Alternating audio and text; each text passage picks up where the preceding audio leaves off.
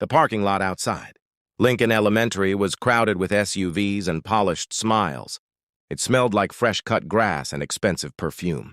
Parents stood in little circles, talking about ski trips and summer camps like they were comparing trophies. Jason Miller felt every eye slide toward him. He adjusted the strap of his daughter's faded pink backpack on his shoulder and forced a calm he didn't feel. His work boots were clean but scuffed. His jeans had a faint stain of drywall dust he'd missed that morning. He'd come straight from a remodeling job across town because Emily had begged him not to miss career day. "I'm in construction," he said simply. "I renovate homes." A few polite nods. Then the laugh. Soft, sharp, familiar. His ex-wife, Vanessa, stood beside her fiancé, tall, polished, wearing a navy blazer that probably cost more than Jason's truck. Vanessa's smile was the same one she used to wear in court. "Renovate," she echoed lightly. That's one way to put it. "He fixes things other people can afford to replace." A couple of parents chuckled. Not cruelly, just enough. Jason swallowed. He wasn't ashamed of his work. He built kitchens from empty shells. He repaired storm-damaged roofs at midnight. He'd once driven 3 hours to fix a broken wheelchair, ramp for an elderly woman who couldn't leave her house. But in moments like this, surrounded by pressed suits and perfect hair, he felt smaller than he ever had on a construction site. Emily's small hand slipped into his. "Daddy built my bed," she said proudly, loud enough for everyone to hear. "And he made it pink because he knows that's my favorite." Jason's throat tightened. Vanessa gave a thin smile. "That's sweet. But maybe someday you'll have someone who can buy you a bed instead of hammering one together in a garage." The words landed heavier than the laughter. Jason knelt so he was eye level with his daughter. "You ready to go inside, kiddo?" She nodded, unaware of the storm inside his chest. He stood, and that's when the low purr of an engine rolled across the parking lot. It wasn't loud. It didn't need to be. Heads turned. A sleek black Rolls-Royce Ghost glided to a stop near the curb. The sunlight caught the chrome like it had something to prove. Conversations stalled mid-sentence. Jason stepped back automatically, assuming someone important had arrived for someone else. The driver's door opened, and out stepped a man most of them had only ever seen on magazine covers. Ethan Caldwell, tech billionaire, founder of one of the fastest-growing AI companies in the country. A man who donated entire wings to hospitals and never did interviews about it. Forbes called him the quiet disruptor. News anchors called him untouchable. He wasn't supposed to be here. Vanessa's fiancé straightened immediately. A few parents fumbled for their phones. Ethan Caldwell didn't look at any of them. He walked straight toward Jason. Jason blinked. Maybe he was blocking the path. He shifted slightly, but Ethan stopped right in front of him.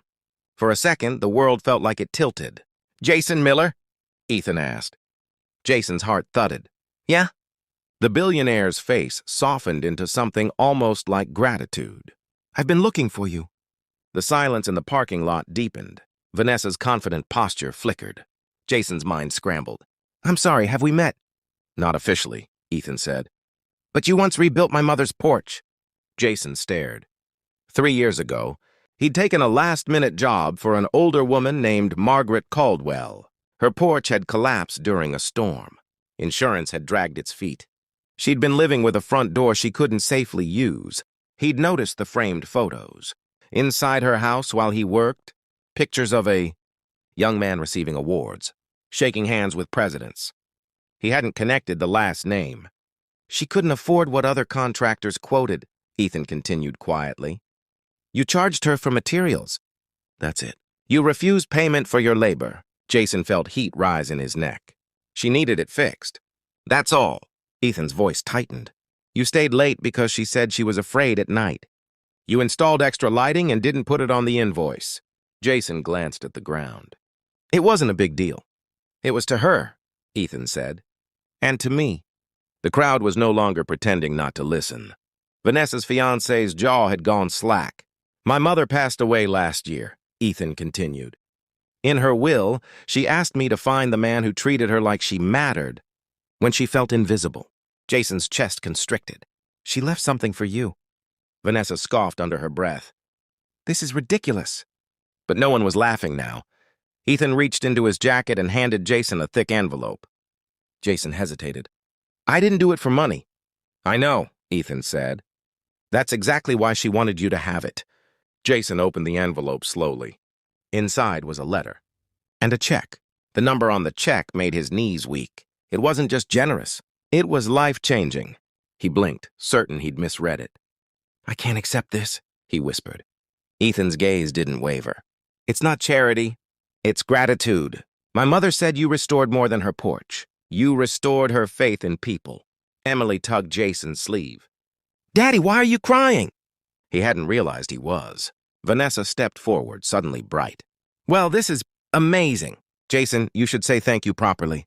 Jason looked at her, really looked at her, for the first time in years. He remembered the nights he'd worked double shifts so Emily could have ballet lessons. The weekends he'd skipped meals so child support would never be late. The way Vanessa had once told him he'd never be more than a guy with a toolbox. He turned back to Ethan. I helped your mom because she reminded me of my own, he said quietly. She raised me alone. Worked 2 jobs. I know what it's like to feel overlooked. Ethan nodded slowly. That's why I'm here. The billionaire gestured toward the Rolls-Royce. Actually, I'd like to make you an offer. A ripple moved through the crowd. I'm launching a community housing initiative, Ethan said. Affordable renovations. Safe homes for families who've been priced out. I need someone who understands both construction and compassion. Jason's pulse roared in his ears. I want you to lead it. Vanessa's breath caught. Jason stared at him. I don't have a business degree. I don't need one, Ethan replied.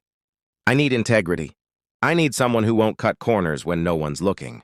The parking lot felt smaller, like the moment was pressing in from all sides. Jason looked down at Emily. Her eyes were shining like he'd just built her the whole world instead of a pink bed. Would it mean helping people? She asked softly. Jason swallowed hard. Yeah, baby. It would, she grinned. Then you should do it. He laughed through tears. Ethan extended his hand. Jason hesitated only a second before shaking it. The murmurs erupted then, whispers of disbelief, admiration, sudden recalculations. Vanessa's fiancé cleared his throat. If you ever need legal, we're good, Jason said gently. Vanessa opened her mouth, but no words came. For the first time, Jason didn't feel small. He felt steady. Seen, Ethan glanced at Emily. You must be the reason he works so hard. She nodded proudly. He says being my dad is his most important job. Ethan smiled. He's right. The school doors opened and kids poured out for career day presentations. Teachers blinked at the unexpected luxury car. Jason folded the check carefully back into the envelope. He wasn't thinking about the number anymore. He was thinking about the porch light he'd installed for a woman who was afraid of the dark, about how kindness, when given freely, doesn't disappear. It circles back, sometimes quietly, sometimes in a Rolls-Royce. Vanessa shifted awkwardly. Jason, I didn't realize. He met her eyes without anger. You didn't need to, because this wasn't about proving her wrong. It was about proving something to himself. Emily squeezed his hand again. Daddy? Yeah? You're kind of a big deal now. He smiled. I was always a big deal. I just didn't have a fancy car. She giggled. Ethan checked his watch. I'll have my office call you this afternoon. We'll discuss details. Jason nodded, still slightly dazed. As Ethan walked back to the Rolls-Royce, the crowd parted like water. The engine purred again, then the car disappeared down the tree-lined street. But the real shift had already happened. Parents who'd barely acknowledged. Jason now offered handshakes, compliments, business cards. He accepted none of it with bitterness. Just quiet grace, because he understood something they didn't. Wealth can amplify a man. It cannot create him. Jason had been the same man an hour earlier when he stood alone with dust on his jeans. The same man when he stayed late to install a light no one would notice. The same man when he built a pink bed in a garage so his daughter would feel special. The difference was never money. It was humanity. He knelt once more in the parking lot, smoothing Emily's hair. You ready to show them what you want to be when you grow up? She beamed. A builder. Like you. His chest nearly broke open. Then let's go. They walked toward the school doors together, not chasing validation, not chasing revenge, but carrying something far more powerful. Proof that kindness is never wasted. that dignity doesn't come from a paycheck, and that sometimes the people who look the smallest in a crowd are the ones quietly holding up the world. Long after the Rolls-Royce was gone, after the whispers faded and the SUVs drove off, one thing remained undeniable. A single dad had shown up for his daughter, and because he chose compassion when no one was watching, the world showed up for him, not to rescue him, but to recognize him